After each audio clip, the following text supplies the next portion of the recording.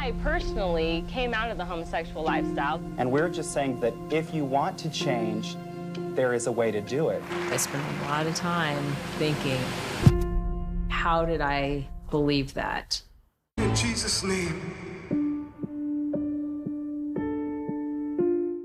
What was the information or personal encounter that first put this topic in front of you? And at what point did it compel you to create the documentary? So I came to this topic from a personal place. So my uncle actually went through conversion therapy after coming out as trans as a child. And he came out during a time when all therapists were conversion therapists. This is in the 60s and early 70s. And he suffered a lot in terms of his mental health. He struggled with addiction, depression, anxiety, obsessive compulsive disorder, suicidal ideations, just a real host of horrible things that I've learned are quite common for people who go through this movement. And I experienced all of this in the aftermath in his time in conversion therapy when he was my babysitter and one of my favorite people growing up and someone who I really loved, who lived really close to me. He had a really, really beautiful decade of mental health when I was younger. So I'm so lucky for that. He actually passed away unexpectedly right before I went to film school. So it was after he passed, I decided I wanted to make my first feature about conversion therapy. And I started doing research. And something that really struck me in the research that really helped me understand why my uncle had struggled for so long, but more specifically, why he believed that change was possible for his whole life.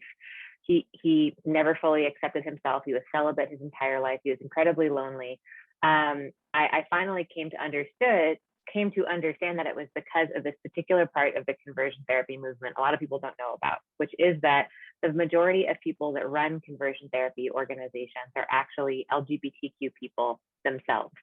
That this is really a movement of hurt people hurting other people, and people who've internalized homophobia and transphobia and are wielding it outwards in some way. And then I understood, oh, that's why my uncle had so much hope that change was right around the corner.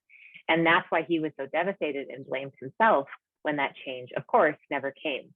And the other piece of the puzzle that I learned through research that made me really want to tell this story is that the conversion therapy movement really does continue into today.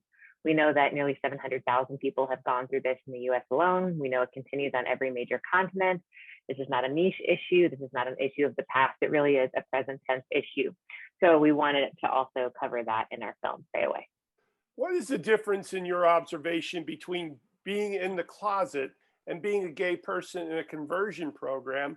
And which of the two consequences do you think is more difficult to overcome in the journey to selfhood? Any way in which you're taught that to not love yourself, any way that you're taught to essentially hate yourself or some part of yourself is going to cause damage and it's going to cause harm. And it doesn't really matter where that message comes from. So there are a lot of reasons people experience homophobia and transphobia in our culture. And something that I've experienced in making this film is I think that our culture remains much more homophobic and transphobic than I even realized going into this project, despite all of our progress that we've made in terms of really seeing the true humanity of queer individuals. So to answer the specifics of your question, I don't know if one experience is harder or worse than the other, because what I hear in both is shame and I hear pain in both. And what I can say in spending time in the conversion therapy movement is that that message that being LGBTQ is somehow a sickness or a sin, it causes incredible damage to people because it really does get in the cracks and crevices of people's souls. It sticks with you in the most intimate of moments, far beyond maybe your one experience or many experiences with, let's say, a pastor acting as a pseudo counselor who's treating you as though you are a conversion therapy patient, even though you are in a church. That experience that looks maybe more like actual conversion therapy, it's the belief system underneath that sticks with you all the time. And I think that is one of the most harmful parts of the movement is the way the belief system really, really does stick with you. And I think that's why self-harm and suicide are such a part of this movement. We know that youth who go through this movement are nearly twice as likely to attempt suicide, or to have attempted suicide. And self-harm is really such a part of this movement. So I say all that because I think these are all different manifestations of a society in which, or a culture in which, you're getting the message that something about you is wrong. And that is incredibly true in the conversion therapy movement.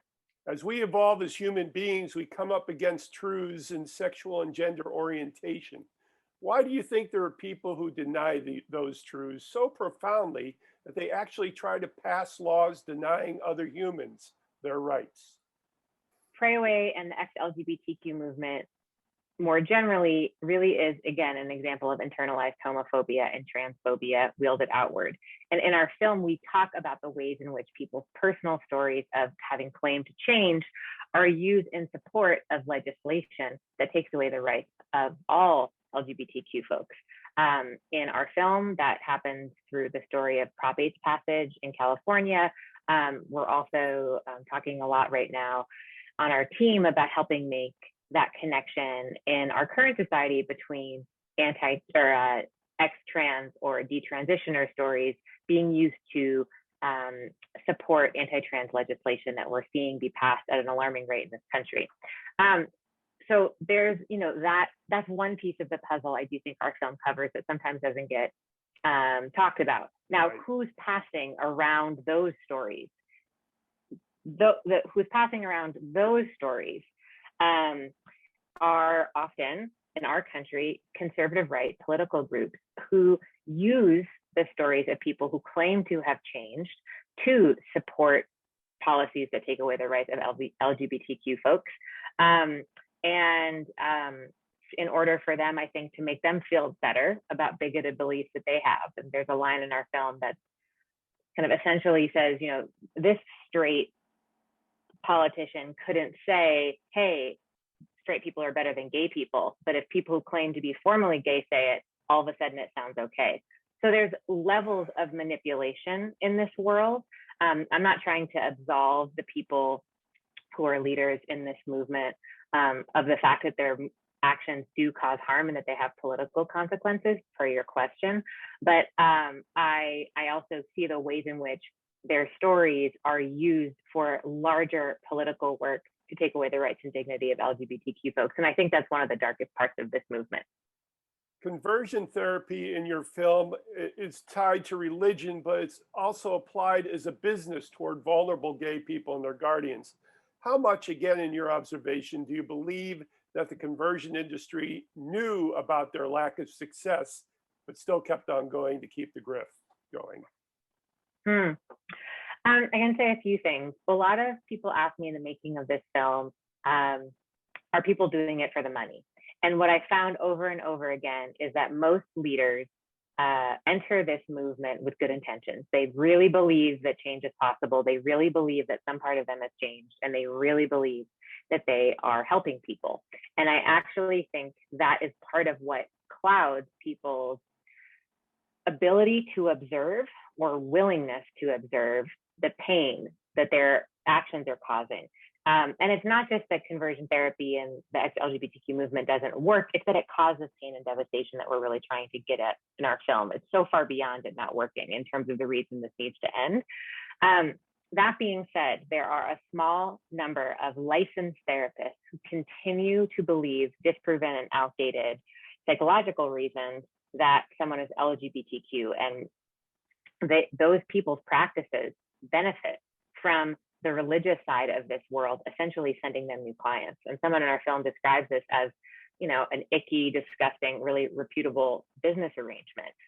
So there is money in this world, but what I saw more often by the people that run the organizations where conversion therapy happens the most, which is generally more in religious organizations and religious spaces where people are acting as pseudo counselors, still practicing conversion therapy, but that belief system and the guidelines and advice that you're getting might be coming out of the mouth of like a youth pastor.